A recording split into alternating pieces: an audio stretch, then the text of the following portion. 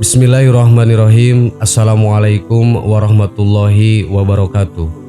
Sahabat yang beriman, meskipun sudah banyak bukti dan penglihatan soal alien, namun sampai hari ini kita masih sangat meragukan keberadaan mereka. Ketika berbicara soal alien, orang-orang bakal menganggapnya lelucon atau semacamnya. Walaupun begitu, ada juga yang sangat percaya jika makhluk luar angkasa ini memang ada. Hanya tinggal tunggu waktu saja sampai mereka benar-benar menampakkan diri. Mempercayai alien memang bukan sesuatu yang mudah, apalagi jika sumbernya tidak kredibel. Tapi bagaimana jika seumpama di kitab-kitab suci ada singgungan soal makhluk alien ini? Tentu sebagai umat beragama kita akan percaya. Sahabat yang beriman, masih soal kitab suci dan alien. Percayakah kalian bahwa Al-Quran ternyata beberapa kali menyinggung eksistensi si bangsa luar angkasa ini? Ya, meskipun tidak secara gamblang mengatakan alien, namun beberapa ayat menyinggung cukup jelas hal tersebut. Lalu bagaimana penjelasan alien yang tertuang dalam Al-Quran? Simak ulasan menarik berikut. Bukti dari surah Asy-Syura ayat 29. Dalam surat Asy-Syura ayat 29 Allah berfirman, dan di antara ayat-ayat atau tanda-tanda kekuasaannya adalah penciptaan langit dan bumi, dan makhluk-makhluk yang melata atau dabbah yang dia sebarkan pada keduanya, dan dia maha kuasa mengumpulkan semuanya apabila dia kehendaki. Melihat surat ini, apakah kalian mendapati sesuatu? Ya, penggalan ayat tadi secara tidak langsung jadi pembenar soal keberadaan alien. Jadi Allah menyebarkan makhluk-makhluknya tak hanya di bumi melainkan langit. Langit ini bisa direpresentasikan dengan banyak hal, termasuk juga alien yang notabene tinggal di luar bumi. Untuk lebih dalam lagi, kita bisa mengkaji ayat tersebut kepada para ahli tafsir. Bukti dari surah Ar-Rahman ayat 29. Tak hanya Asy-Syura ayat 29, alien sepertinya juga disinggung dalam Ar-Rahman ayat 29 yang berbunyi, apa yang ada di langit dan di bumi selalu meminta kepadanya, setiap waktu dia selalu dalam kesibukan. Kalimat yang kita garis bawahi dari ayat ini adalah apa yang ada di langit dan di bumi selalu meminta kepadanya. Lagi-lagi Al-Quran menyebutkan apa yang di langit dan di bumi yang bisa kita artikan sebagai alien. Antara langit dan bumi adalah tempat yang luas di mana di situ terdapat planet-planet. Di ayat ini tidak dispesifikasikan yang hanya ada di bumi saja. Maka kita bisa berasumsi kalau ada yang lain selain manusia. Tapi lagi-lagi kita harus kaji lebih dalam lagi ayat ini agar bisa makin memantapkan keyakinan. Bukti dari surah Ar-Ra'd ayat 15. Masih soal teori alien dalam Al-Quran. Hal tersebut juga disebutkan dalam surat Ar-Ra'd ayat 15.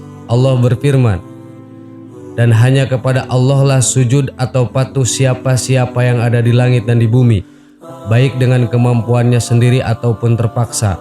Begitu pula bayang-bayangnya di pagi hari dan di petang hari. Sama seperti dua ayat sebelumnya. Surat Ar-Ra'd ayat 15 ini juga menyinggung yang ada di langit dan bumi.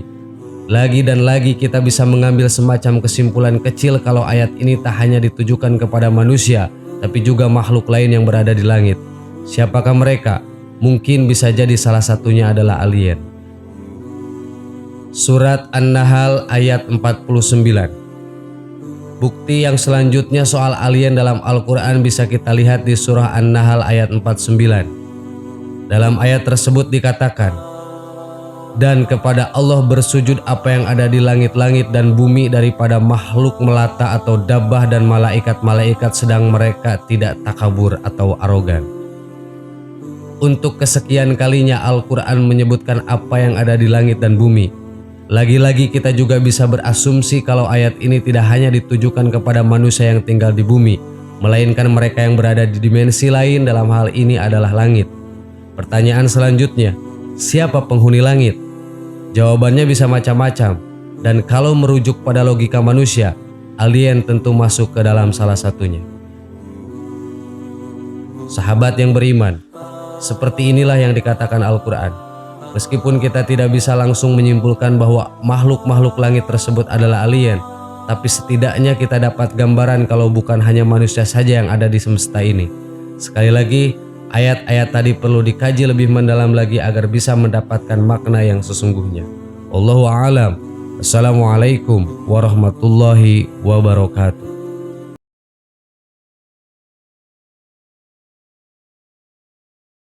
Bismillahirrahmanirrahim. Assalamualaikum warahmatullahi wabarakatuh. Sahabat yang beriman, di antara makhluk lain ciptaan Allah selain manusia ialah malaikat. Malaikat merupakan makhluk yang diciptakan dari nur atau cahaya dan sangat taat pada Allah.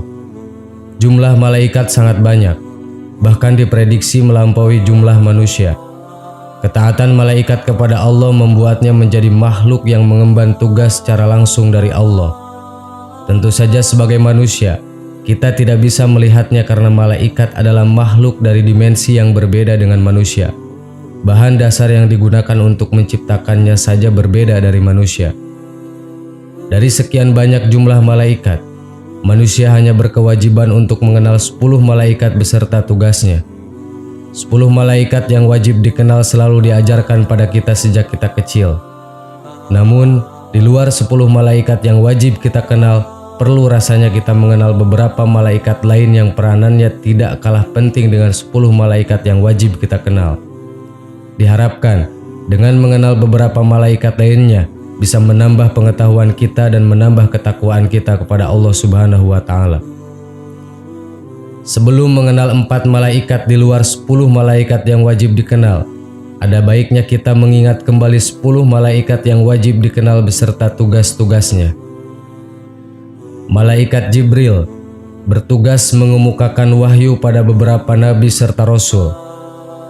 Malaikat Mikail bertugas membagikan rezeki pada semua makhluk hidup. Malaikat Israel bertugas mencabut nyawa semua makhluk hidup. Malaikat Israfil bertugas meniup sangkakala pada hari kiamat kelak. Malaikat Munkar bertugas menanyai serta menghukum orang yang telah wafat di alam barzah. Malaikat Nakir bertugas menanyai serta menghukum orang yang telah wafat di alam barzah. Malaikat Raqib bertugas untuk mencatat amal perbuatan baik manusia. Malaikat Atid bertugas mencatat amal perbuatan jelek manusia. Malaikat Malik, malaikat ini bertugas melindungi pintu neraka. Malaikat Ridwan bertugas melindungi pintu surga.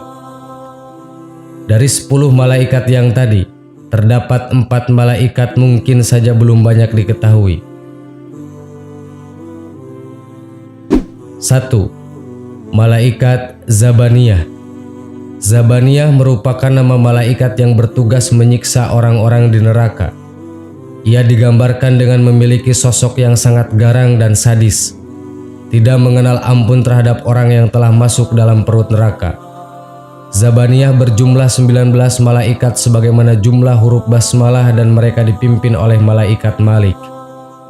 Rasulullah SAW bersabda, "Siapa yang ingin supaya Allah selamatkan dia dari penanganan malaikat Zabaniyah yang berjumlah 19 orang atau malaikat penjaga neraka, maka hendaklah membaca Bismillahirrahmanirrahim.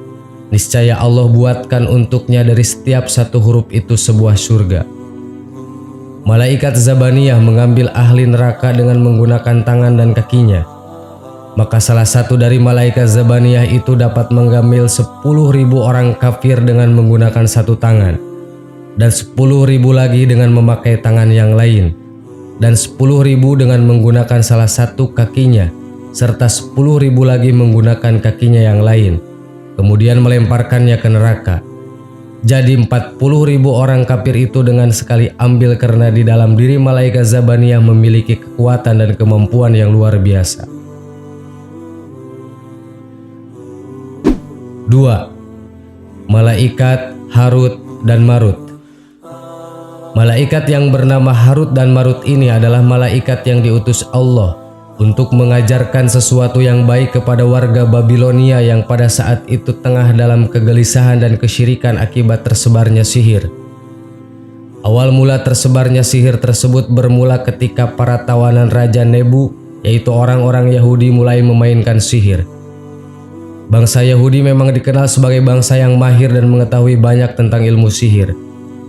Mereka mulai menakut-nakuti warga Babilonia dengan ilmu sihir, sehingga warga Babilonia menjadi ketakutan dan gelisah karena sihir tersebut mampu menebarkan penyakit dan hal-hal mudarat lainnya. Kemudian Allah mengutus dua orang malaikat yakni Harut dan Marut ke kota Babilonia untuk menghilangkan ketakutan dan kekhawatiran warga Babilonia terhadap akibat dari sihir tersebut. Harut dan Marut diutus untuk mengajarkan sihir kepada warga Babilonia, namun bukan untuk melakukan kejahatan. Mereka hanya mengajarkan sihir kepada warga Babilonia semata-mata hanya untuk memberikan pengetahuan tentang hakikat sihir tersebut. 3. Malaikat Jundallah. Jundallah adalah para malaikat perang yang membantu Nabi Muhammad dan pasukannya di dalam peperangan. Secara makna Jundallah memiliki arti prajurit Allah. Ketika Nabi Muhammad sedang melihat-lihat suasana alam langit pertama Ar-Rafi'ah, dikatakan bahwa ia telah melihat sosok malaikat yang sangat besar sekali ukurannya. Malaikat itu sedang menunggangi kuda yang berasal dari cahaya dan berbusana cahaya. Malaikat yang besar itu dikelilingi oleh 70.000 malaikat yang berbusanakan berbagai busana dan perhiasan. Masing-masing mereka memegang tombak terbuat dari cahaya dan mereka itulah yang disebut sebagai Jundallah atau tentaranya Allah. 4. Malaikat penghitung hujan. Rasulullah SAW bersabda, "Di saat aku tiba di langit di malam Isra Mi'raj, aku melihat satu malaikat memiliki 1000 tangan. Di setiap tangan ada 1000 jari. Aku melihatnya menghitung jarinya satu persatu." Rasulullah SAW bertanya pada Jibril, "Siapa gerangan malaikat itu dan apa tugasnya?" Jibril berkata, "Sesungguhnya dia adalah malaikat yang diberi tugas untuk menghitung tetesan air hujan yang turun dari langit ke bumi." Rasulullah SAW bertanya kepada malaikat tadi, "Apakah kamu tahu berapa bilangan tetesan air hujan yang turun dari langit ke bumi sejak diciptakannya Nabi Adam?" Malaikat itu berkata, "Wahai Rasulullah, demi yang telah mengutusmu dengan hak atau kebenaran, sesungguhnya aku mengetahui semua jumlah tetesan air hujan yang turun dari langit ke bumi, dari mulai diciptakan Nabi Adam sampai sekarang ini. Begitu pula aku mengetahui jumlah tetesan yang turun ke laut, ke darat, ke hutan rimba, ke gunung-gunung, ke lembah-lembah, ke sungai-sungai, ke sawah-sawah, dan ke tempat yang tidak diketahui manusia." Mendengar uraian malaikat tadi, Rasulullah SAW sangat takjub dan bangga atas kecerdasannya dalam menghitung tetesan air hujan. Kemudian malaikat tadi berkata kepada beliau, "Wahai Rasulullah, walaupun aku memiliki 1000 tangan dan 1.000.000 jari dan diberikan kepandaian dan kehebatan untuk menghitung tetesan air hujan yang turun dari langit ke bumi, tapi aku memiliki kekurangan dan kelemahan."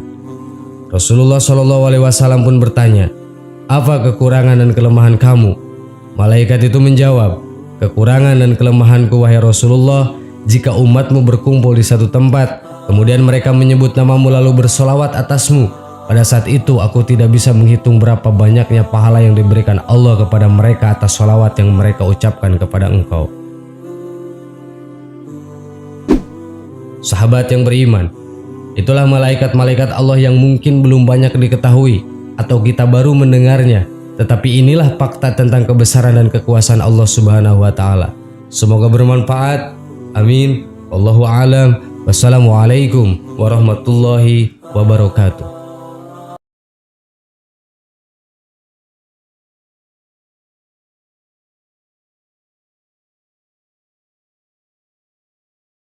Subhanallah